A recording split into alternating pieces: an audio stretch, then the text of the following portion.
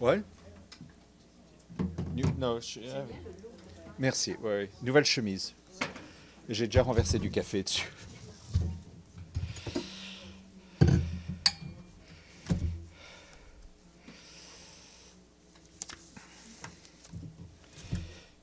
All right, good afternoon. In just a few minutes, we will be joined virtually by Ross Smith, who, as you know, is World Food Programme's Director of Emergency Preparedness and Response. He will brief you on the situation in Gaza and the incidents around the WFP convoy that happened over the weekend, and he will be connected from Rome. Tomorrow, we will be joined by the chief economist of the Food and Agricultural Organization, Maximo Torero. He will brief you on the food price inflation and what to expect at the upcoming State of Food Security and Nutrition of the World Report 2025. Also, tomorrow's going to be a busy day. I'm telling you that now. Tomorrow at 9 a.m. Here at UN headquarters, the Secretary General will deliver a special address entitled Moment of Opportunity, Supercharging the Clean Energy Age. This is a follow-up to his Moment of Truth speech last year on climate. In his address, Mr. Guterres will highlight that the clean energy future is no longer a promise, it is a fact, and no government, no industry, and no special interests can stop it. Although unstoppable, the energy transition is not yet fast enough or fair enough, and he is expected to tell you. He will also share new data from a specialized technical report prepared by his climate action team with the support of various UN agencies, funds, and programs, as well as leading international institutions. The report, which will be released tomorrow, shows the latest available science and evidence on the progress and opportunities and benefits of the emerging clean energy economy.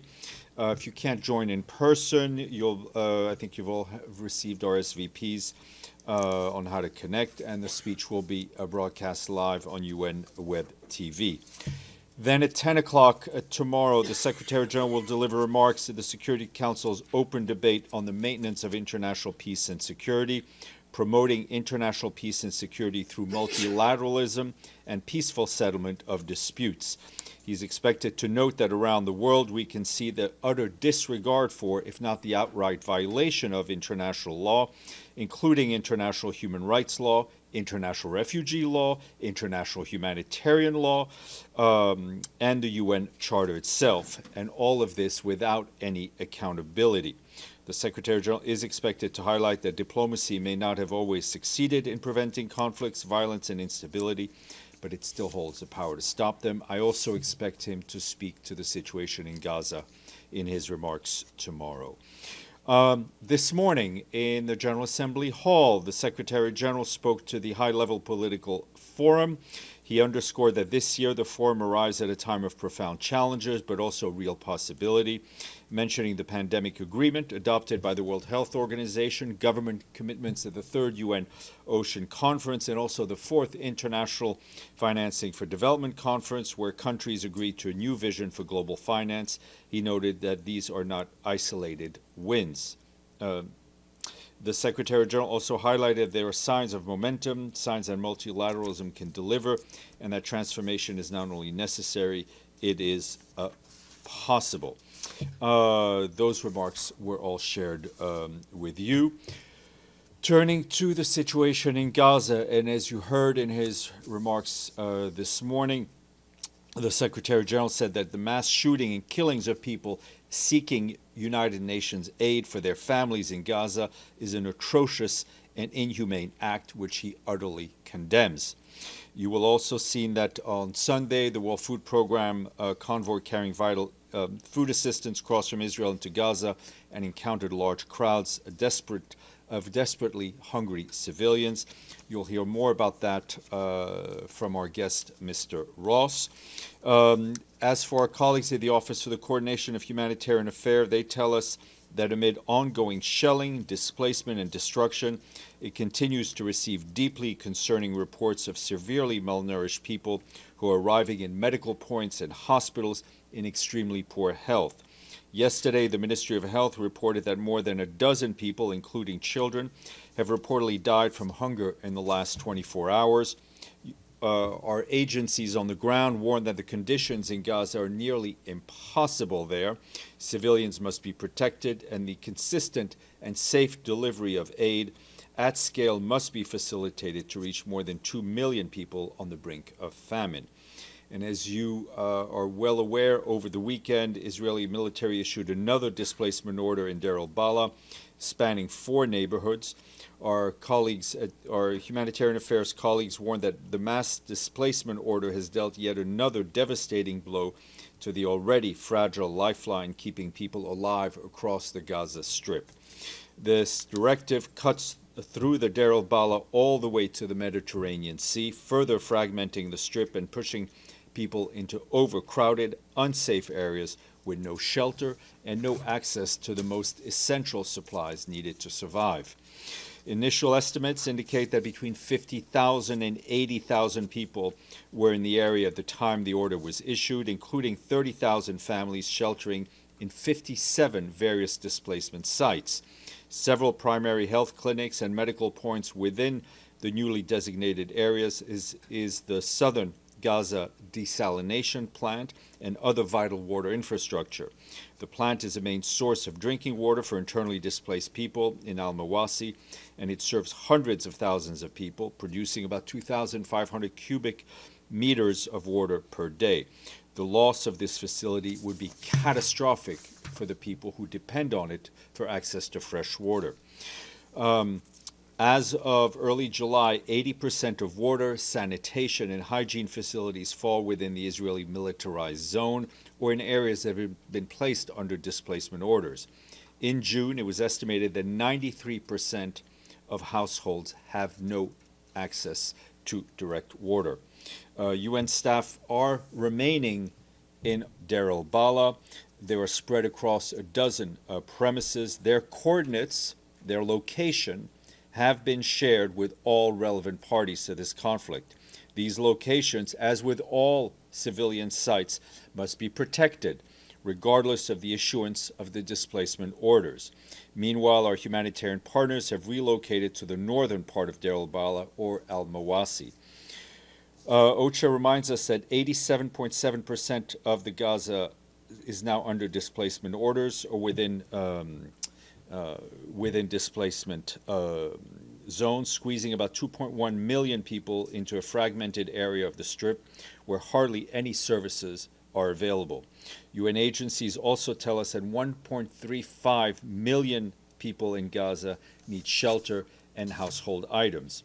Harsh weather, humidity, overcrowding, and frequent disassembly and reassembly of tents and tarpaulins lead to a shorter lifespan of shelter items, further exacerbating the dire situation. No shelter supplies have been allowed to enter Gaza for more than 4 months. That's 140 days. Meanwhile, the fuel crisis continues. The limited quantity that have been allowed to enter Gaza in recent days are hardly sufficient.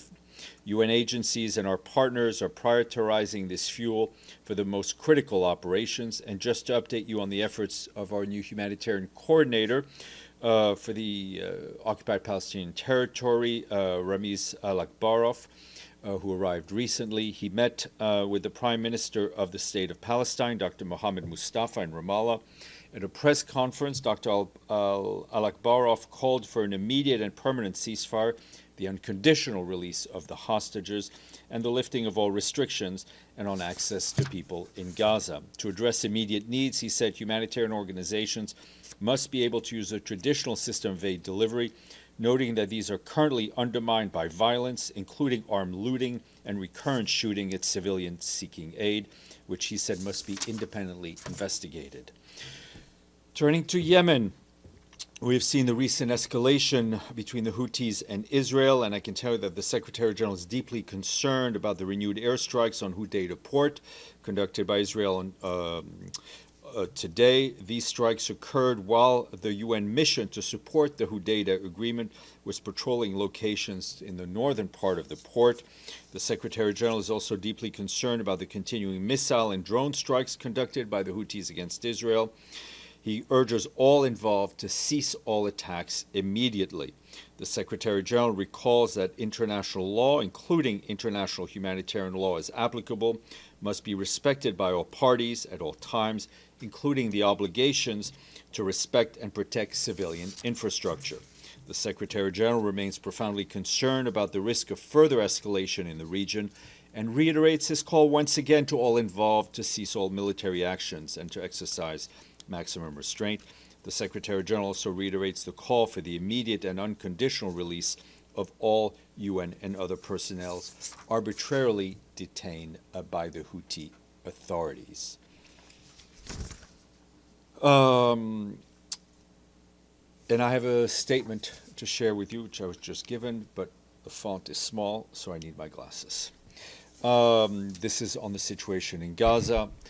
The Secretary General is appalled by the accelerating breakdown of humanitarian conditions in Gaza, where the last lifelines keeping people alive are collapsing. He deplores the growing reports of children and adults suffering from malnutrition. The Secretary General strongly condemns the ongoing violence, including the shooting, the killing, and the injuring of people attempting to get food for their families. Civilians must be protected, civilians must be respected, and they must never, ever be targeted. The population in Gaza remains gravely undersupplied with the basic necessities of life. Israel has the obligation to allow and facilitate by all means at its disposal the humanitarian relief provided by the United Nations and other humanitarian organizations. The Secretary General notes that the intensification of hostilities in recent days comes as the humanitarian system is being impeded, undermined, and endangered. A new evacuation order in parts of Deir el-Balah, homes for tens of thousands, pushes people into more desperate conditions and further displacement and restricts our ability to deliver life-saving aid. As I mentioned, UN staff is remaining in Deir el-Balah, and 2 UN guest houses have been impacted, despite the parties having been informed of the location of UN premises, which, as you well know, are inviolable. These locations, as with all civilian sites, must be protected regardless of evacuation orders. The Secretary General reiterates his urgent call for the protection of civilians, including humanitarian personnel, and the provision of essential resources to ensure their survival. He once again calls on the immediate and unconditional release of all hostages. We stand ready to significantly scale up our humanitarian operations. The time for a ceasefire is now. Moving to southern Lebanon, where our blue helmets at UNIFIL tell us that Israeli Defense Forces military activities in their area of operations. Yesterday, peacekeepers observed heavy machine gun fire from an IDF position across the blue line in Sector East. Our peacekeepers were forced to take shelter, and thankfully no injuries were reported. Over the past few days, peacekeepers also faced incidents of aggressive behaviors by local individuals in Sector West.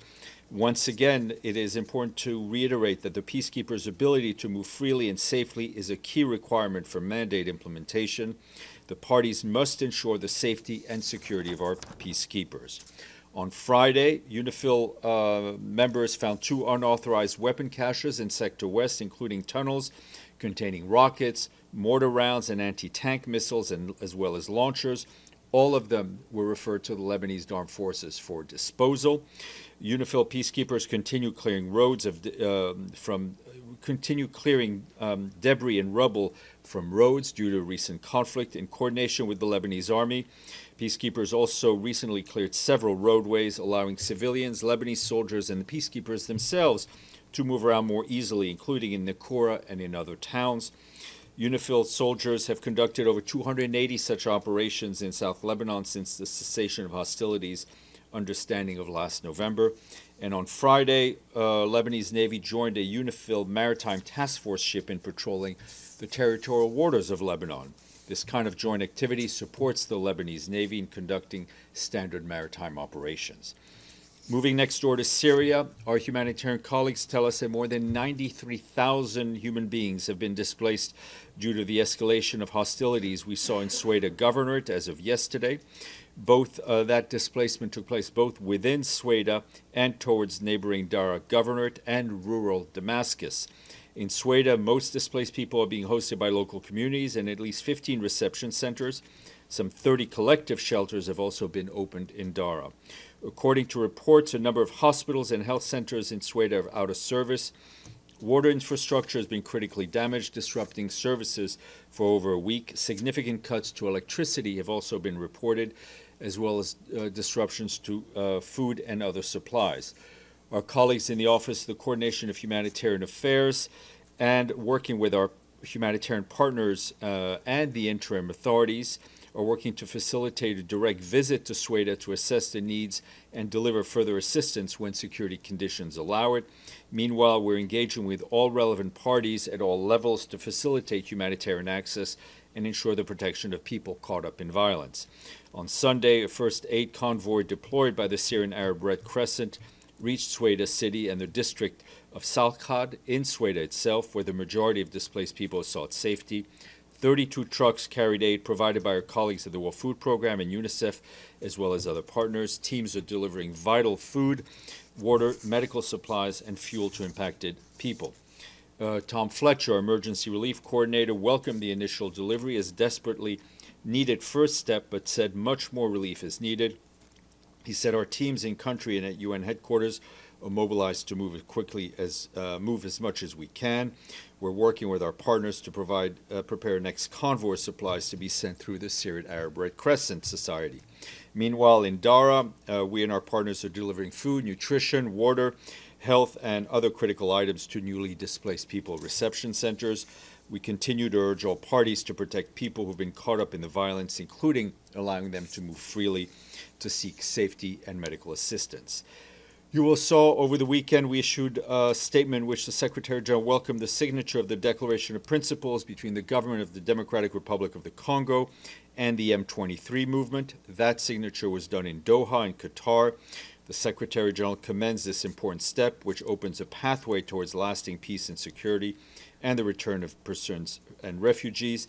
He urges all parties to ensure the swift implementation of the commitments undertaken and expresses his appreciation to the State of Qatar for its facilitation of this process.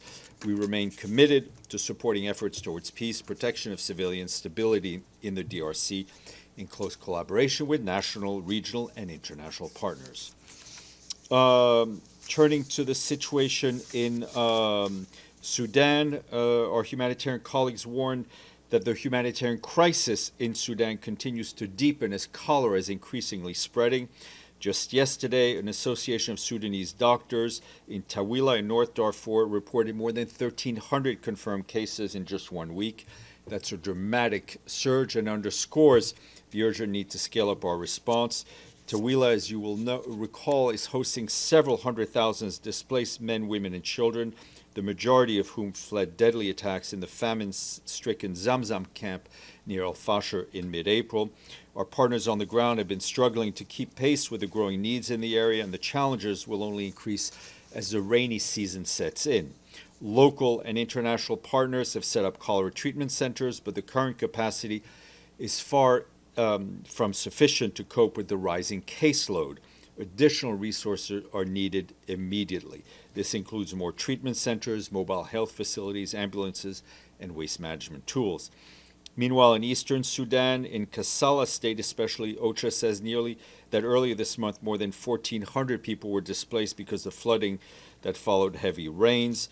More than 280 homes were destroyed. A needs assessment mission by OCHA and our partners found that people returned to their villages are forced to rely on open water pools, contaminated waste, and other pollutants, as no other source of water is available. This obviously increases the risk of waterborne diseases. In White Nile State, many residents are returning to their homes. In Umrimta locality, an assessment by OCHA and our partners last week found that health, water, sanitation, hygiene support is urgently needed. We and our partners are working to mobilize supplies before the rain cuts off access. And returns to Khartoum and Blue Nile State are also increasing, with authorities beginning to restore basic services. At Sudan's northern borders, returns from Egypt have surged. IOM tells us that nearly 200,000 people have crossed back into Sudan so far this year. IOM says that since November last year, more than 1.3 million have returned to their areas of origin. However, those who are returning face serious challenges as the threats, especially from the threats of unexploded ordnance. These conditions often lead families to return to displacement sites, undermining the sustainability of these efforts. And last but not least, turning to Europe and Ukraine, our humanitarian colleagues tell us that over the weekend and into today, attacks killed nearly at least 20 civilians and injured more than 100 others, including several children. That's according to authorities. As you know, we condemn any killing of civilians. These strikes impacted the capital, Kyiv, as well as western and frontline regions, damaging homes, schools, and health facilities. In western Ukraine, in the Ivano-Frankivsk region, which hosts many displaced people and had previously been less impacted by hostilities, they suffered the largest attack since the escalation of the war in 2022. And in eastern and southern Ukraine, hostilities in areas near the front lines of Donetsk, Dnipro, and Kherson regions also caused civilian casualties and further damage to schools, health facilities, and apartment buildings. In Odessa, in Kharkiv, and Sumy, other regions are also reported that homes and shops were destroyed, electricity and public utilities were disrupted. Humanitarian organizations with support from our agencies provided shelter materials, non-food items, and other support and assistance for children in Odessa, Pavlograd, Kyiv, and Ivano-Frankivsk. They coordinate with local authorities and first responders. That's it. Edie, then Michelle. Thank you, Steph. When you said that the Secretary General was concerned or what about 2 guest houses in Deir el-Bala being impacted? Yeah. What does impacted mean? I mean, they suffered damage. The UN staff inside was, to say the least, rather rattled, and we're trying to assess the damage. Okay. And you said that the UN is definitely planning to stay in That's correct. Deir el-Bala. Is there any indication of how many Palestinian civilians have fled or are leaving the area? Well, we have the number right now that have been impacted, which I shared with you. Obviously, we'll have to wait about 24 hours to see how many actually leave.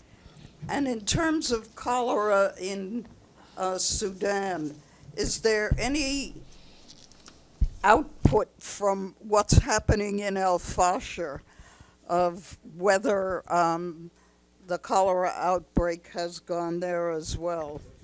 Our ability to work in El-Fasher is severely limited, to say the least. Michelle. Thank you, Steph. When you say these guest houses were struck, but with what and by whom? And, oh, sorry, go ahead. Yeah. One we understand may have been an incendiary device. Others were shrapnel. Unclear whether it was targeted, whether it was just combat. As I said, the investigation is ongoing. So unclear which party? It's ongoing, but obviously, I think as you saw, there were heavy reports of Israeli airstrikes in the area. And then when you speak about the staff that are staying in the area that's under the evacuation order, how many staff are we talking about? I'm not going to go into exact numbers at this point, but they are both international from a wide variety of countries and national Palestinian staff with their dependents. Gabriel. Following up on both of those questions, what would be a point where the Secretary General feels that it is no longer safe for UN staff to work in Gaza? Look, the assessment is made, I'd like to say, more than daily, right, depending on the conditions on the ground. I mean, the Secretary General obviously is ultimately responsible for the safety of the staff. We also have a responsibility to those Palestinians that we've been desperately trying to help, especially since this war, this phase of the conflict started.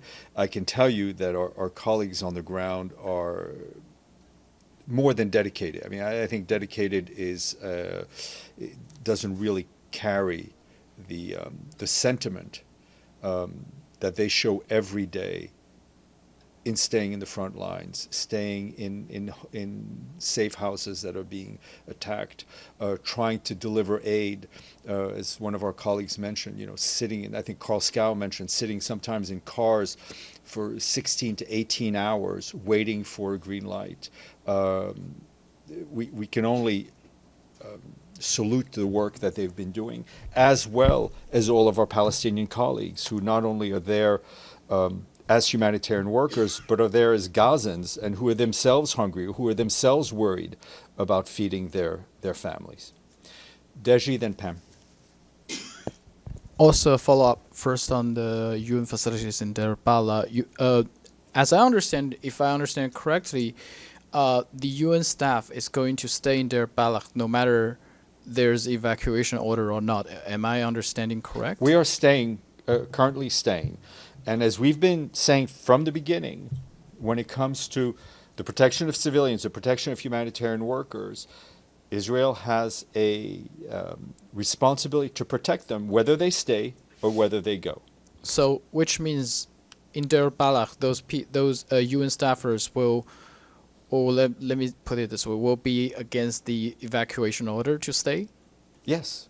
Okay, so if there's evacuation order, why they have to stay there? I mean, technically speaking, all the population will leave.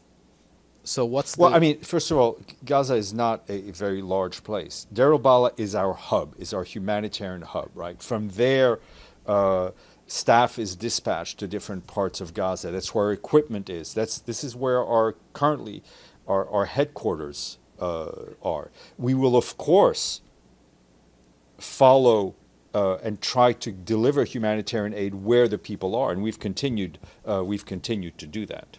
And another thing is today more than 20 countries put a joint statement to demand ending of the war in Gaza. Any response from the Secretary General? I don't think the statement was addressed to the Secretary General. The Secretary General has been demanding an end to this conflict for quite some time, as you hear me say every day. He's been asking, demanding a ceasefire. He's been demanding the release of the hostages. He's been demanding the delivery of humanitarian aid at a scale that meets the needs. Pamela Falk. Thank you, Steph. Late last night, Iran announced that Friday they will be meeting with the E3, France, UK, and Germany on the JCPOA. And the Iranian argument is that there is no legal justification for imposition of the snapback provisions given some of the non-participation in JCPOA. UN is a party to the agreement. What is the UN's view on snapbacks? No, we are not, the issue of snapback is in a Security Council resolution drafted and adopted by Security Council members. We welcome the dialogue between the Europeans and the Iranians, and let's hope for a return to the JCPOA, a return to dialogue, and a return to the cooperation between Iran and the IAEA. And so UN itself, I mean, no one affiliated with all of the negotiations. We are not at those discussions. Thank you. Okay. Yes, sir. Just today, Secretary General met with the Pakistani Foreign Minister today. And, there is a brewing crisis over there after this ceasefire, which is on a hold. Was there any discussion on India-Pakistan situation and how the Secretary General regards Pahalgam as a disputed territory or part of India? I do not have a readout yet of that meeting. As soon as I have something, I will share it with you. Stefano. Thank you, Stefan. The United States is the only country that has a leverage on Israeli government at the moment. So does the Secretary General think that the fact that the United States doesn't have at the UN at the moment an ambassador yet, all these months is not been able to really establish a policy with the United States that could help use this leverage in convincing Israel Stephane, to I'm not to sure do I something. understand the question addressed to me. What I'm just trying to say is that I suspect that the Secretary General, when has to now deal with Israel, that is in the lowest point of the relationship, I believe, between Israel and the United Nations, the only way is going through the United States. Is it correct to say something like that? I will leave all that analysis to you. We continue to have very regular contacts with the Israeli authorities in Jerusalem and in Tel Aviv. We continue to push those countries that have an influence on the parties to use that influence to bring an end to the conflict in Gaza. So when was the last time the Secretary General had a contact with the U.S. government? Who was the highest? With who? With the U.S. We're talking about U.S. Israel. government, about Gaza, about the situation. We in Gaza. continue to be in touch with the U.S. Authorities. Okay, I don't. Any questions online? I don't.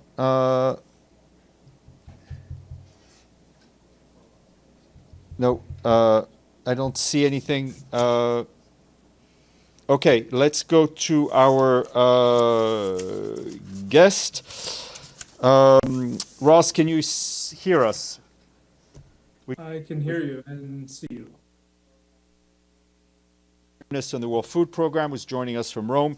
Ross, without further ado, I'll give you the floor, and then we'll take some questions. Go ahead, please. Sure. Thanks very much, Stephane. And I think you've covered a few different things of quite relevance to what I have to say this morning as well. Just to say that, the hunger crisis in Gaza has certainly reached new and astonishing levels of desperation. And we see information we have is a third of the population are not eating for multiple days in a row. This includes women and children. And as through our assessments that have been released publicly, a quarter of the population are facing famine-like conditions. We see severe acute malnutrition surging, so more than almost 100,000 women and children are suffering from severe acute malnutrition and need treatment as soon as possible. And as you noted, Stephane, at the outset, in some of the reports, people are dying from lack of humanitarian assistance every day, and we are seeing this escalate day by day. Clearly, food assistance, from my perspective, but humanitarian assistance more broadly, is the only solution at the moment. The markets are non-functional and nothing else. Nothing is really moving inside Gaza.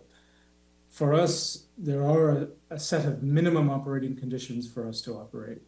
And we need these to be in place in order to move effectively, to work effectively. This includes crossing points into Gaza, includes proper routing inside Gaza itself so we can move independently and at choice.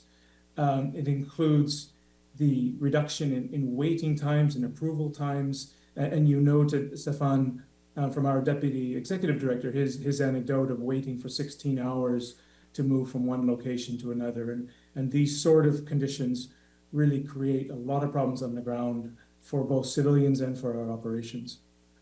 These minimum operating conditions include more than 100 trucks a day that we need to move in order to have sufficient scale to alleviate the desperation that's there. And until we have that scale of assistance, there's going to be really, really difficult to control the situation on the ground. We also need to have no armed actors near food distribution points, near our convoys, and near the movement of those convoys from one place to another. We need to be able to reach people where they are, not in otherwise predetermined locations.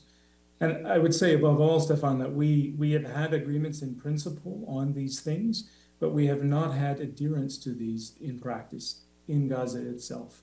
And this is really where the breakdown is. And it's where we see incidents like you referenced yesterday take place. And so for us, in order to operate, the minimum are these conditions I've just outlined here, but adherence to those conditions by all parties inside Gaza. I can only highlight the critical nature of somebody, I think there's someone online. Yeah. I can only highlight the critical nature of the ceasefire and the need for a ceasefire at the moment so that we can move effectively. Yesterday's incident is one of the greatest tragedies we've seen for our operations in Gaza and elsewhere while we're trying to work. And it's completely avoidable and it's an absolute tragedy. So, Stephane, I'll just start with those opening points. I'm happy to answer any questions on details. Thank you. Very much, Ross. Edie? Thank you very much on behalf of the United Nations Correspondents Association for doing this briefing. My name is Edith Lederer from the Associated Press. A couple of follow-up questions from the attack yesterday on the WFP convoy. What is WFP's estimate of how many people were killed and injured? We've seen reports of, I believe, 80 people killed, and which have been questioned by the Israeli authorities. And second, do you have any indication that any of this was organized by either Hamas or gangs? Thank you. Thank you. Go ahead, Ross. Go ahead, Ross. Okay, thanks. Thanks, Edie. So we cannot independently verify, casualties associated with this incident yesterday. When I spoke to the team immediately after the incident, they had information that there was at least 40 people had been killed and there were a larger number of injuries. But then you've seen further reports coming out of other reports since then. So I don't have a final number on that. But indeed, I mean, one is too many, and certainly this is far, far too many. It's an absolute tragic incident. And no, I mean, there is no evidence that it's, as you say, organized by communities on the ground or anything. I think what we are seeing here is the impact of a really desperate crowd that were clearly aware that there was going to be a movement of our food convoy from the crossing in Sikkim, and were anticipating that, and they moved en masse towards a checkpoint. And so the desperation is people are putting their lives on the line clearly in anticipation of being able to get something from a truck. So that's, I think, is what precipitated this incident. Thank you. Then Gabriel. Thanks, Ross. Michelle Nichols from Reuters. Sorry, I've got a couple of questions, and you can come back to me if it's too many. You mentioned the agreement for 100 trucks a day. On average, how many have you been getting in?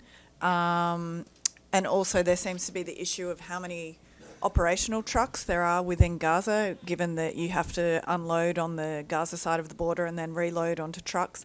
So how many sort of operational trucks do you have in Gaza? How many are inoperable that can be fixed and you just need the parts to fix them? Fuel is, I guess, still maybe an issue on that front. And then when it comes to security, what sort of security has the UN used? Does the UN use, if any? If you could just give us a little sort of roundup on that for your aid convoys and warehouses. And then, sorry, last one, the Gaza Humanitarian Foundation has been pushing the UN to collaborate. Obviously, we all know where the UN stands on that, but have you had any discussions with the GHF, and have they explained to you how such collaboration might work if you were to go down that route? That was my last one. Go ahead, Ross. Okay. Thanks. I'll take these. A few questions there. Thanks, Michelle.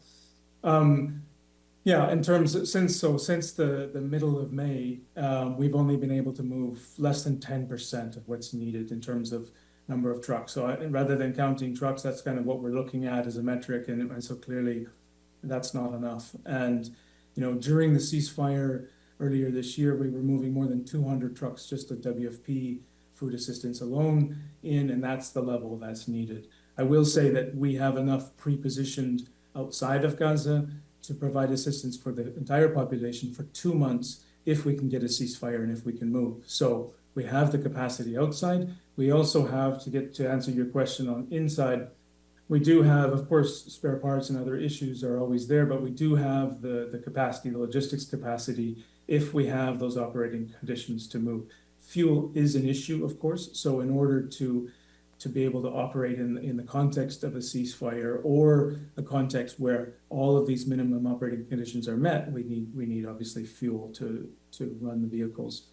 We do not use armed escorts for our convoys, and further, we do not have any operational relationship with GHF. And you know, I think I'll revert to all the other briefings you had on this. We of course talk to in every context we talk to many people, but certainly we do not have an operational agreement with GHF. Benno? Thanks, Ross. Benno Schwinghammer with the German press agency. You mentioned nearly 100,000 people suffering under acute malnutrition. Can you give us a clearer picture what that means? How long do you estimate would it take for people to starve to death in Gaza on a large scale if nothing changes? Yeah, thanks, Benno. I mean, severe acute malnutrition, you know, the mortality risks are very, very high, especially for young children. So they need treatment immediately. We are seeing reports, and many of these are, of course, anecdotal reports, but lots of reports of people dying of starvation now. It's very different for an adult versus a child, what it takes to starve to death or to die of acute malnutrition. But we are seeing many of those reports. I don't have more specifics than that, and I can just refer you back to some of those assessments we've done on the percentage of the population in famine, for example. So you see reports about starvation now, and you deem them credible?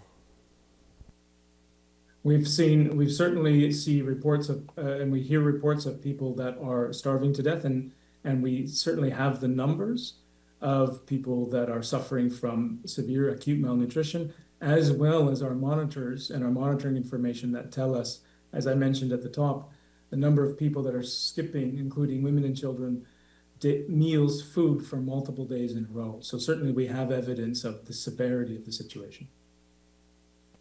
Gabriel, then Dulcie. Thank you, Ross. This is Gabriel Elizondo from Al Jazeera English. A follow-up question on the incident that took place yesterday.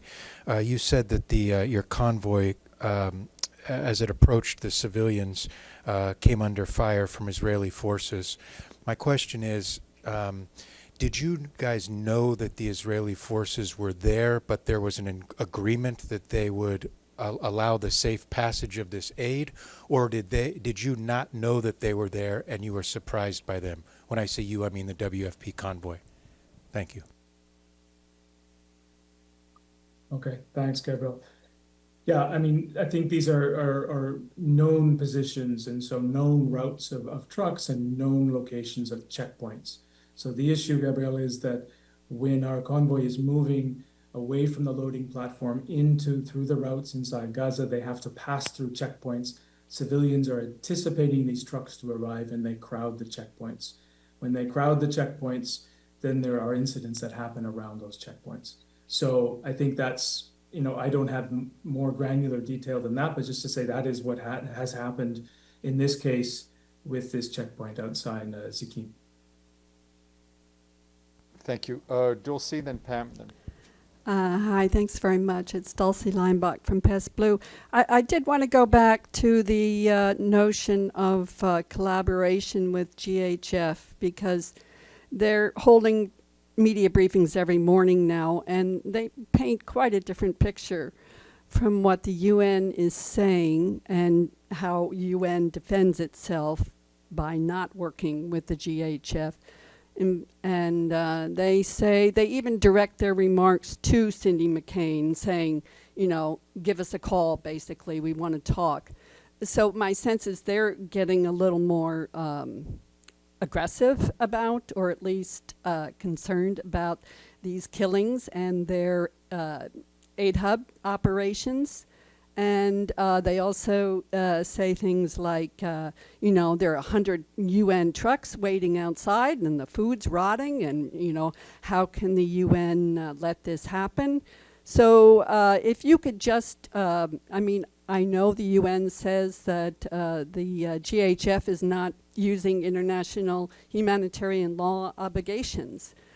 But what about the possibility at this point working with them in, I mean, because they never say how they would work with you. So that's the big question. Thanks. Yeah, thanks for the question. I mean, you know, I probably am repeating points you've heard before, but certainly as, you know, as a humanitarian organization, the work we do and upholding those humanitarian principles are vital for the trust that people put in us. Civilians inside Gaza put trust in us, and of course, people everywhere around the world that we support. So, you know, we talk to many people in the course of our work, but we are only have operational relationships with people that uphold those values and principles by which we are able to operate. And so that is our stance. We do not have an operational partnership with GHF. We understand, of course, we know what they are doing inside Gaza. They are working there and they are working in parallel to our operations, and that's fine. But we are not, we do not have an operational relationship with them.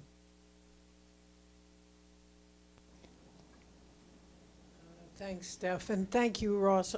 Follow up, I had a different question planned, but follow up to this last question. They clearly the GHF rejected UN aid in the beginning and now is coming back around to working together. What exactly, when you say international law, we all know what that means generally, but what specifically would you want them to do in order to cooperate? In other words, not be armed, not shoot at people come by, what specifically?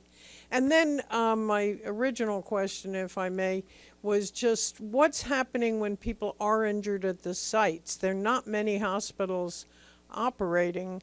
Are there medics? Is it Red Cross or anyone there to deal with the wounded? Thank you.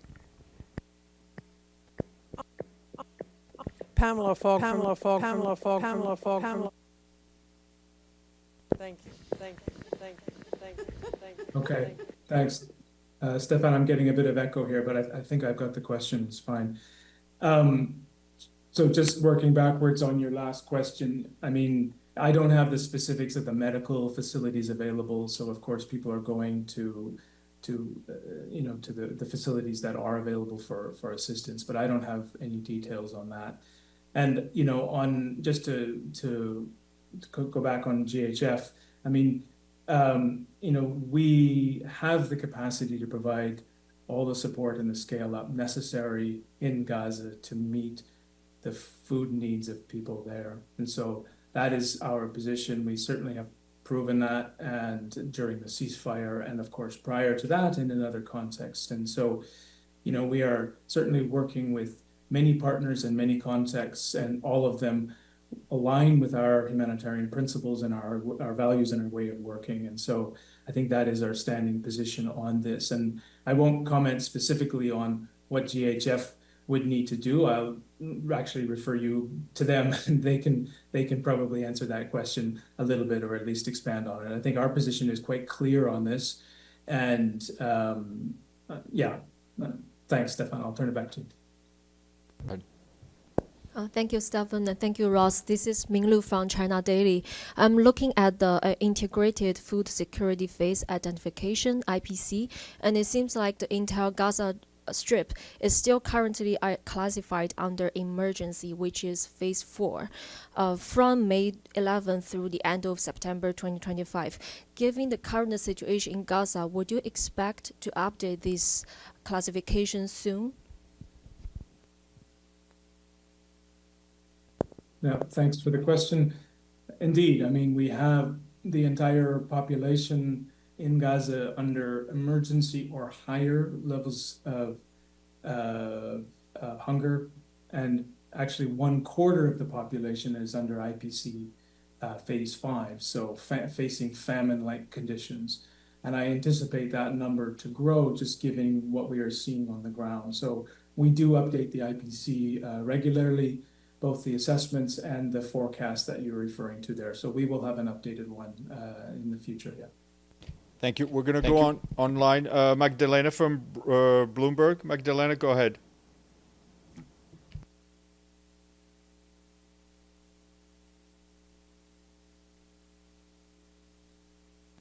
Magdalena, go ahead. Magdalena, go ahead. Magdalena, go ahead. Magdalena, go ahead. Magdalena, go ahead. Magdalena, go ahead.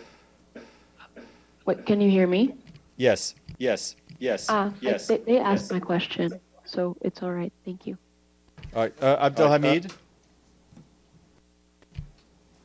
Mr. Ross, I hope you hear me. This is Abdul Hamid Sayam from the Arabic daily Al-Quds Al-Arabi. I have a question about the story of Yasser Abu Shabab and his gangs that Israeli managed to recruit, finance, arm, and do their job under the title of Popular Forces. How much you come to encounter these gangs, which is working for the Israelis? How much information you have about them? And my second question, Mr. Ross, that so many Palestinians dying indirectly due to lack of medicine, for example, cancer patients, kidney failures because they cannot do the dialysis, out of famine, many children and others are dying. So what do you think the exact number of the people who died in Gaza directly or indirectly because of the war? And the last question, I know you're still trying to use the Jordan bridge to bring food into Gaza. How much you are successful to keep that path through the Jordan River to get the food into Gaza? Thank you very much for the question, for the patience you have with me. Okay, thanks. Abdelhamid. Stephane, I answer this one? Yes, please go ahead. Yes, please go ahead. Yes, please go ahead. Yes, please go ahead. Yes, please go ahead. Yes, please go ahead. Yes, please go ahead. Yes, please go ahead. Yes, please go ahead. Yes, please go ahead. Thank you. I've got a lot of echo on the line, but I got most of the question. Certainly, Abdelhamid, we are aware of the gangs and the context of operating in Gaza. I do not have specifics of that, but just to say that one of our, certainly of these minimum operating conditions I mentioned is that we need to have no armed people, no armed groups in and around near our convoys or our food distribution points, and that's all armed actors that I refer to there. And certainly, you know, the presence of armed and criminal gangs is a big risk factor for us.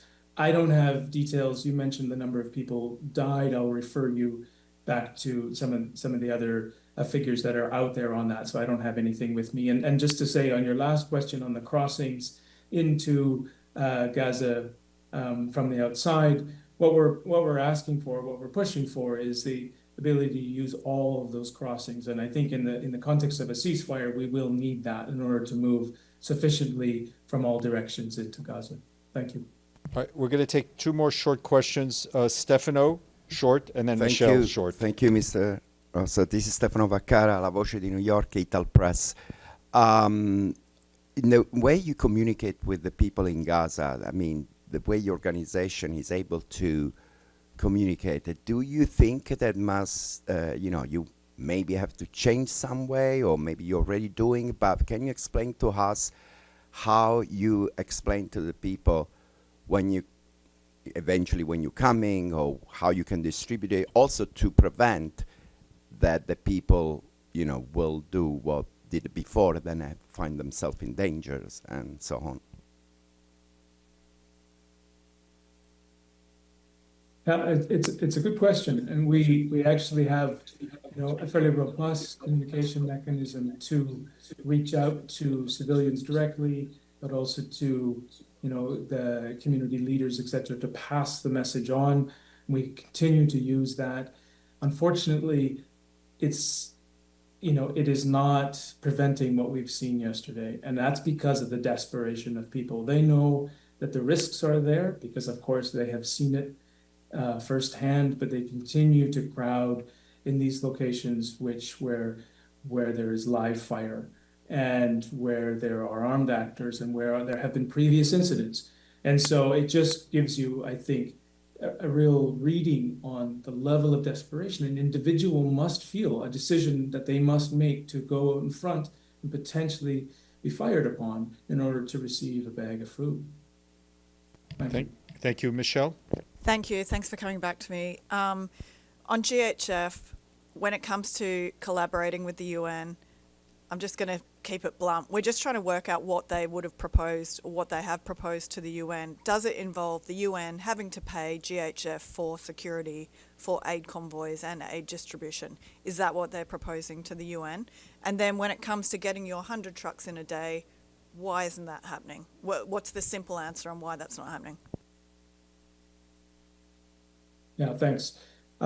So starting with your last question, I think it is all of the reason we're not able to move at scale there is all of the things I've mentioned on the operating environment inside Gaza itself. So, you know, the time it takes to move from one location to another, the difficulties in getting approvals to move from a loading zone or from a platform into Gaza, the routes being taken, etc. There are many, many factors there that is really, really limiting what we can do. And then, of course, it is our own operational decisions about the risks that we are having to take and the risks that we put civilians and our staff under with some of these situations. So that is the reason we're not able to move at scale, is because these minimum operating conditions are frankly not being met, and even when they are agreed, they're not being adhered to by actors on the ground. On your first question on GHF, I don't have the specifics of what they are asking from the UN. I think there's probably more, you know, in the press of what they're asking of the UN than there is actually specific outreach to the UN, frankly. So, you know, as I said before, we work with many partners in many countries, and we work with partners that uphold the humanitarian principles and allow us to operate in a safe and effective way for the people that we serve. Ross, I'm going to ask for your indulgence. We're going to squeeze in one last question from Al Jazeera. Go ahead. Thank you very much. Bisan Abuquaik from Al Jazeera Arabic. Just a quick question. What sort of message was sent to the Israelis after yesterday's incident, given that the Israeli forces were the ones who actually fired at the crowds? Thanks. We have regular contact, of course, and there was a lot of dialogue yesterday and continued dialogue today as follow-up to that incident. So I know there is follow-up happening in terms of investigating what happened, and we're anticipating some response to us. So I don't have more details than that at the moment, but indeed we're waiting for that. Very, very much for your patience and for doing this on very short notice. We very much appreciate you and all your colleagues on the ground. Thank you very much. All right, thank you.